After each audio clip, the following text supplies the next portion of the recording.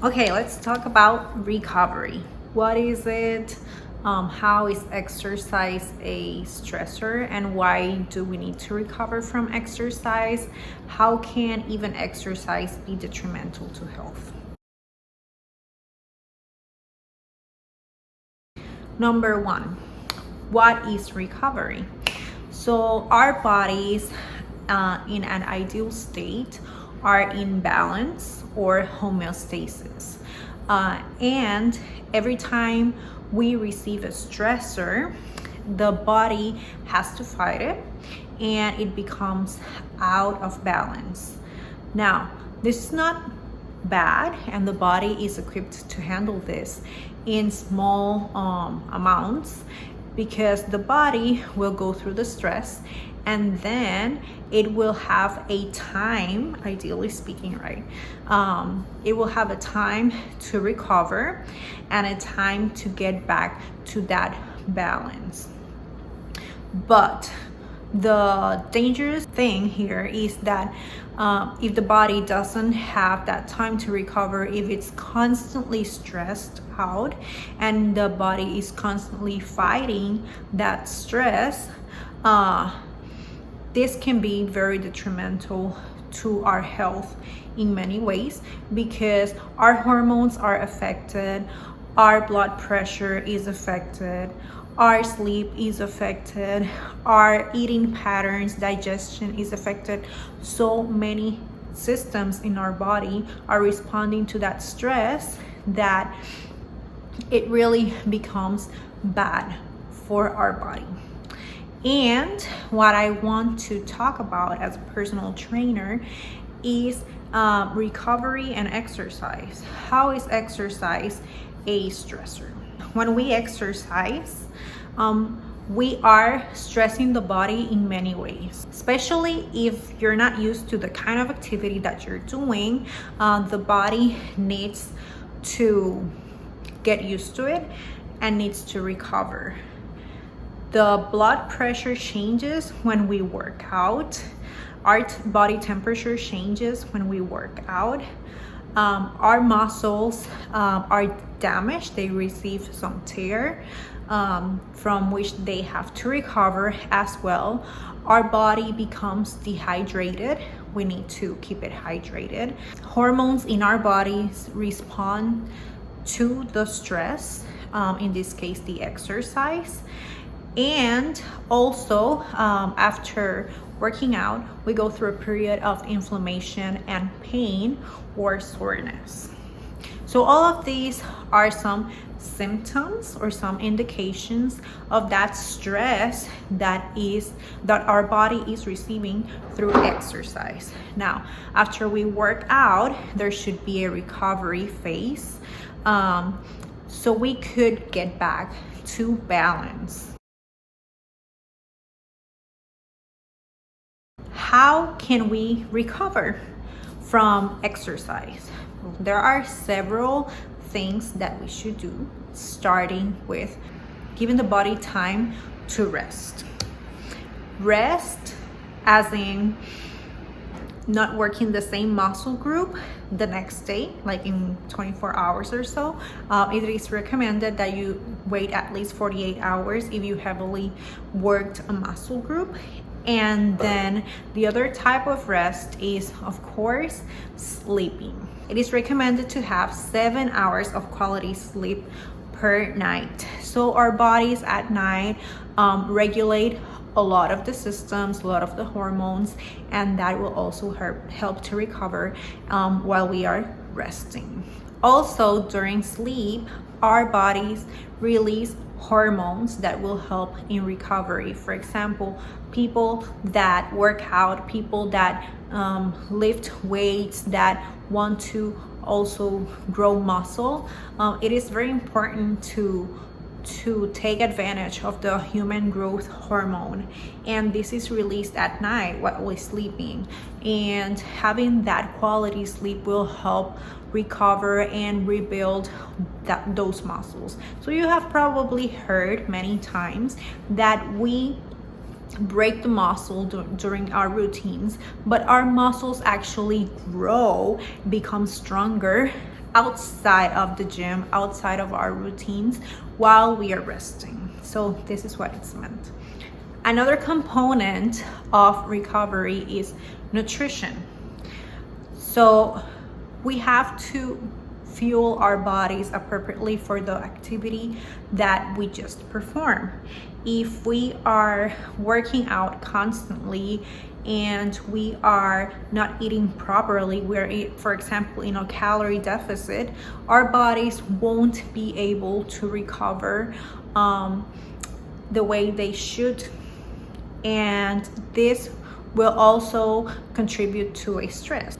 With our diets, it's also very important that we eat the appropriate amounts of carbs and protein to help the muscle to be rebuilt.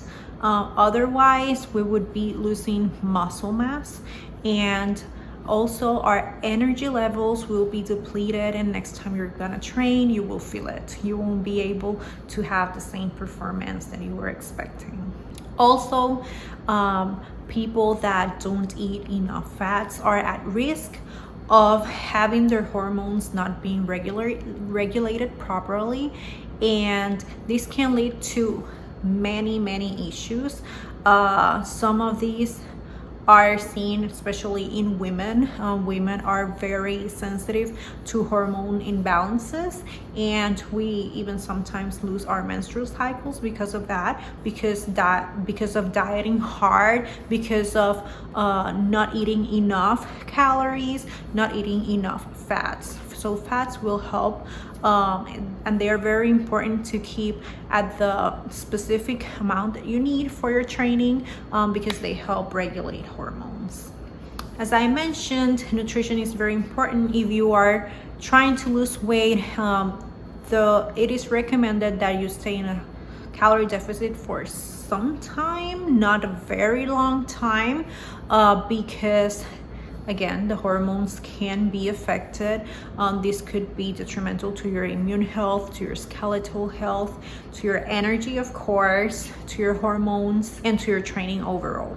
So putting a special attention on these things, regulating, trying to manage stress that you go in your life. It could be any environmental stressor that you go through, with probably at home, at work, with your relationships with other people, or even if you're overtraining, training too hard, too much, way too constantly, and not having that recovery period I was talking about, not having the proper nutrition. So I want to focus in these three things. I'm gonna summarize that you should manage in your recovery.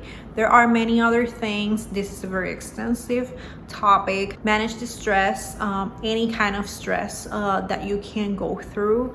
Manage your diet, fuel your body for recovery, and your sleep. So these three things will help a lot with your recovery. As an example, something we see very commonly in today's world over the internet is that some people are working out all the time. They have more than one workout a day, for example. They eat very little portions. Usually they are in a calorie deficit. That's what we call calorie deficit. If they are eating less calories than what they're using, they are also not taking any rest days, or they are doing like full body workouts most of the time, not giving the muscles enough time to rest and recover. So we see this a lot. People that are overtraining, people that are exerting themselves, not eating enough, and it's considered completely normal. And then they start taking a bunch of supplements to make up for all of this behavior that they are doing. If you're not an athlete, my recommendation is don't go that way. A lot of athletes have a lot of issues with their hormonal health, especially women. Again, we are more sensitive to the hormones. But yeah, if you're not an athlete, if that's not your job, I recommend you take it easier. You go for the long run, and you really don't need to take any supplements, any recovery supplements. If you are sleeping, if you're eating properly, if you don't try to stress yourself out or are managing your environmental stress properly, you shouldn't be needing any of those things. But yeah, we have to be very careful with the supplement industry because they are always bombarding us with a new product for something, making us believe that we need that, and we really don't. So again, the basics work, and you should start with that. Sleep and nutrition. So again, don't try to do a lot in a little time. Go for the long run, and you will see that you will have results, and you won't be risking anything in your health. Hi there. Thanks for watching, and don't forget to subscribe. For more fitness and nutrition tips, you can also follow me on Instagram or Facebook.